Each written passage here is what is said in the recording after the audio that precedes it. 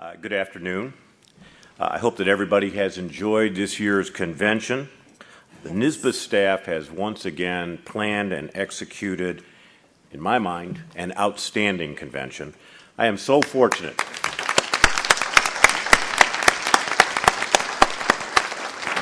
I am so fortunate to be surrounded by such talented colleagues and by a board of directors that supports us time and time again, and I thank you all for that. I want to pick up where Florence left off, so let me get right to the point.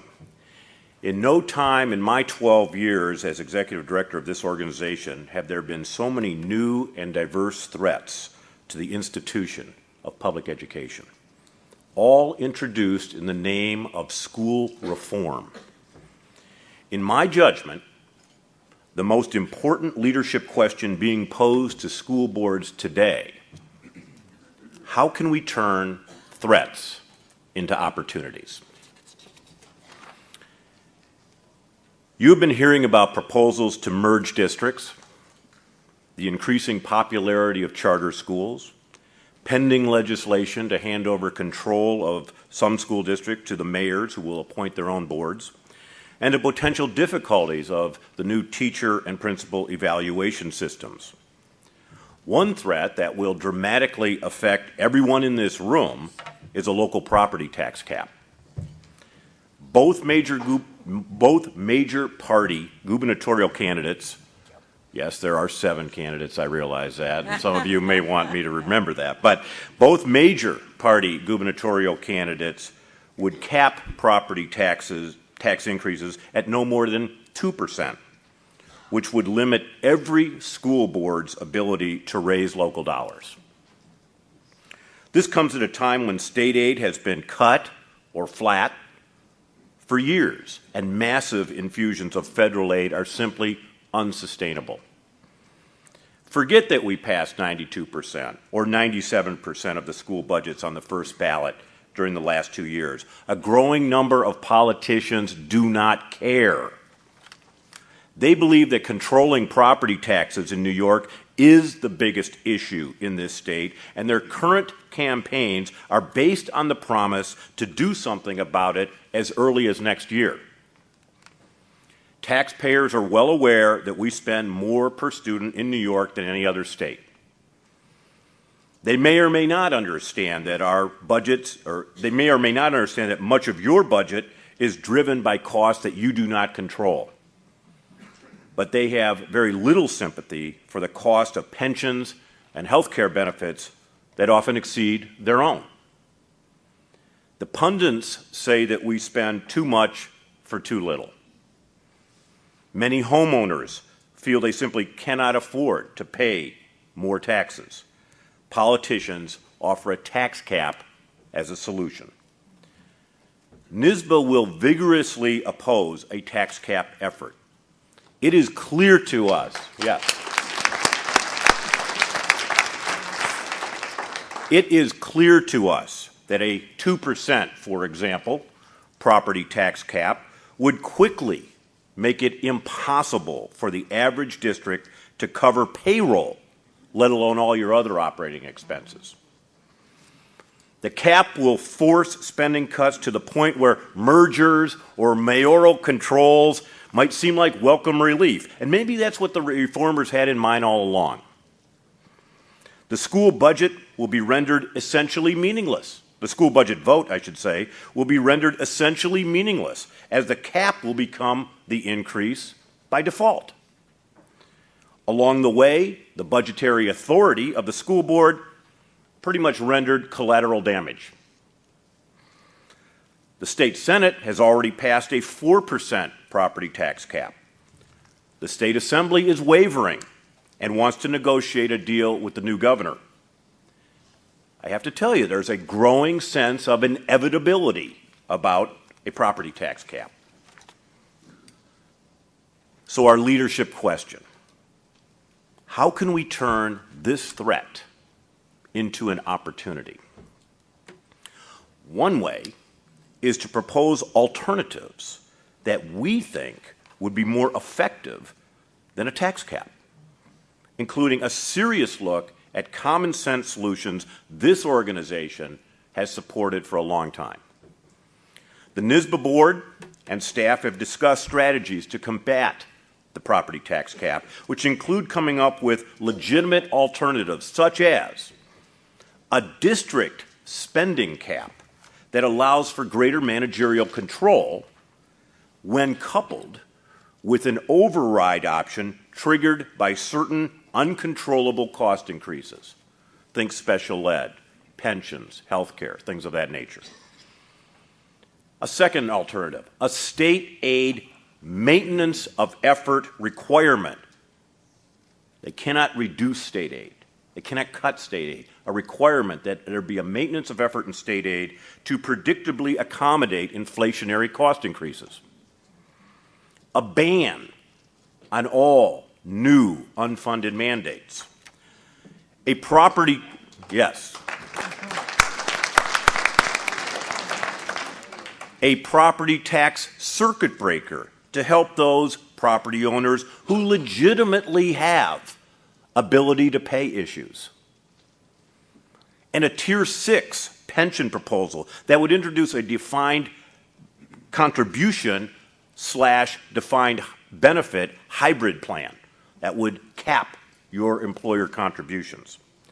And dare I say it, could it finally be time to revise the Triborough Amendment?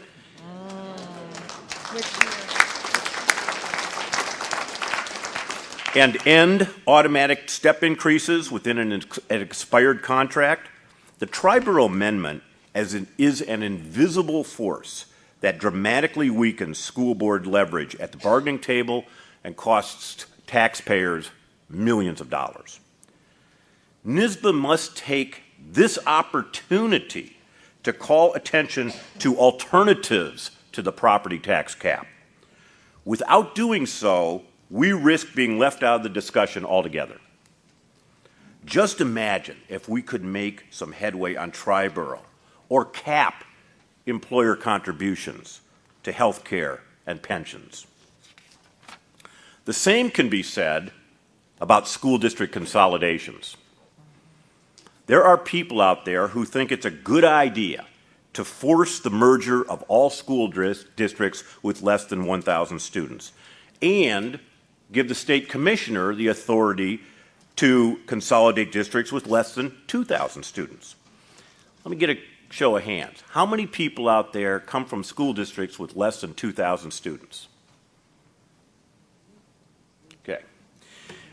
Merger votes often fail because people worry about losing the community's identity during the merger of two or more school districts. However, economic conditions have a way of softening taxpayer resistance to ideas that will save money. There's nothing magical about 700 school districts or 37 BOCES. Other states operate successfully using a system of county-wide school districts. Every day, people are leaving New York, including our own children, and discovering that they could pay far less in taxes and still be satisfied with available public services. I raise this point because some form of restructuring of the state's educational delivery system is coming. Again, the leadership question. How can we turn this threat into an opportunity? This past year, NYSSBA introduced a public relations campaign called Be the Change for Kids. Our core messages were twofold. One, school boards are actively looking for ways to optimize existing resources.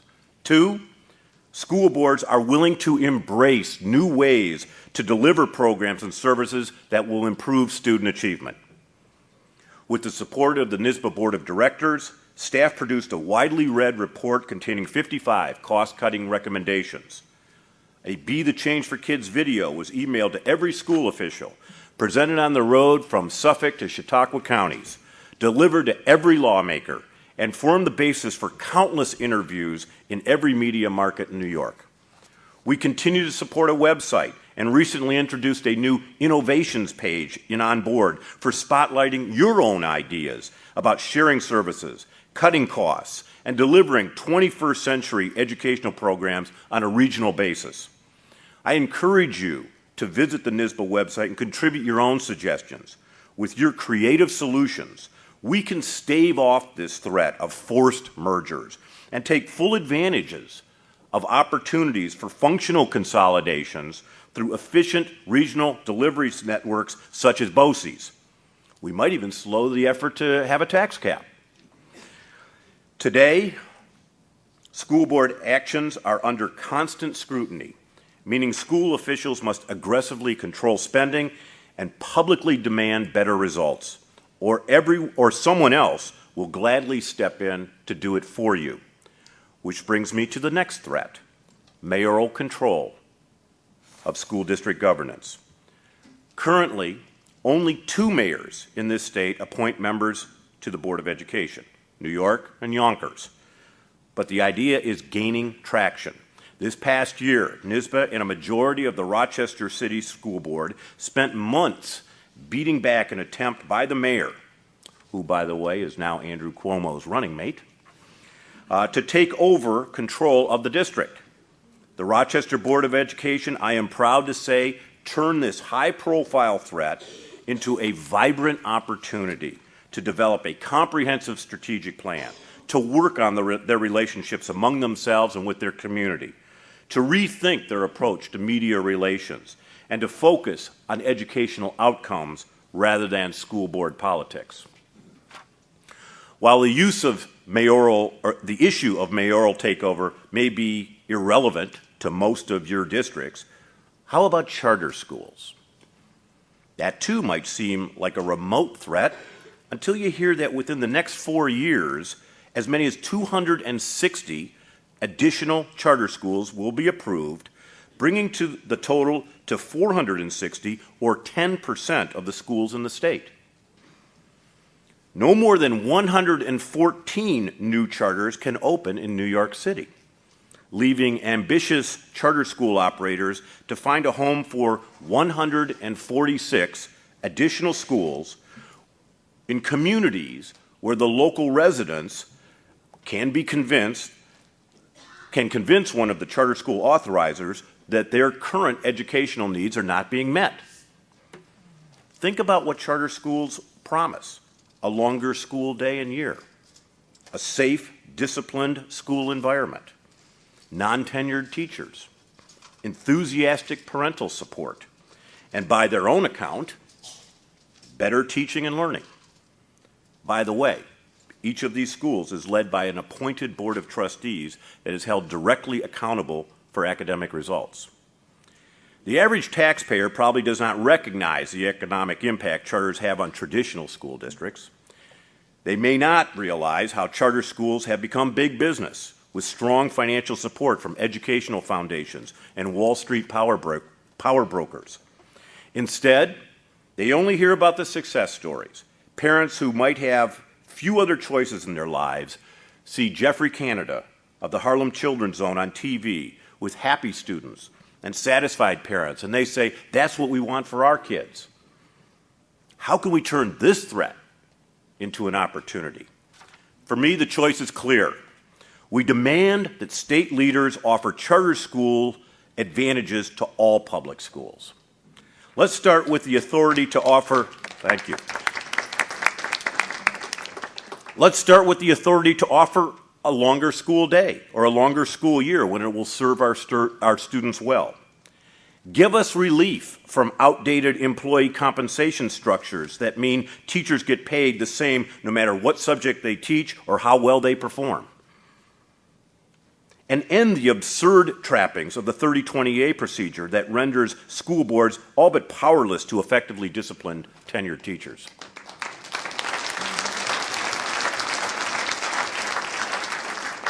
This brings me to another cause for concern: the new teacher and principal evaluation procedures. The legislation that introduced this new system is fraught with problems for management. However, leadership opportunities lie within. The regulations will not be out until next year, and full implementation is 2 years away. But in the meantime, the unions want to establish control of this new system, especially the appeals process. The unions are looking down the road at the same threats I just mentioned: tax caps, consolidations, takeovers, charters, as well as funding cuts and layoffs, and they want to get these contracts settled before they begin to lose leverage. Your opportunity now is to demand that the unions be prepared to make meaningful concessions at the bargaining table. We have an unprecedented chance to bargain from a position of relative strength and negotiate contract terms that are truly fair for all concerned, especially students. The calls for school reform are impossible to ignore. We cannot let ourselves be defined as stewards of the status quo, resistant to change, or worse, asleep at the wheel. This is a time of ripe school board leadership opportunities. However, not all school board members are adequately prepared or properly motivated to fulfill their obligations that accompany the position. Recent legislation will require additional mandatory training for newly elected school board members taking office in July 2011 in order that they become quickly acquainted with their powers and duties. This legislation has been around for over a decade, and it finally passed in response to the threat that is sweeping the country that has ushered in state-imposed school board standards, including removal of school boards who fail to turn around chronically underperforming schools, and a call for appointed boards with limited powers and duties. None of these things ended up in the legislation because NYSSBA fought back. Some people say that no other public officials are subject to mandated training, which in fact is not true. But do you want to be compared to all other public officials? Or would you, thank you. Or would you rather be recognized as highly capable, well-informed school district leaders where every student, every staff member in those organizations that you lead is already subject to their own educational requirement? This is our opportunity to lead by example. School boards, as a policy-making institution, will most certainly survive in the short term, but is that our goal? If our students do not graduate from schools well prepared for the next stage in their lives, then we have ultimately failed them. All this talk about money and control will not have mattered. On the other hand, if we set about defining a bold, new direction that recognizes how the world is changing, we will be the heroes our students need now. NYSSBA will do its part to support you by vigorously advocating on your behalf. We will reach out to every lawmaker and to the new administration in a manner that announces that for school boards, are open to new opportunities, but do not take threats kindly. During 2010, we introduced you to School Board U, Home Field Advantage, NYSSBA Mailbag, Facebook, Twitter, consolidation feasibility studies, a host of webinars and online publications, and most recently, NYSSBA Now and insurance audit services. In 2011, we will continue to deliver timely information and essential services as efficiently as possible, when you need us, where you need us. This is what NYSSBA membership is all about. We turn threats into opportunities and we pull together. Thank you.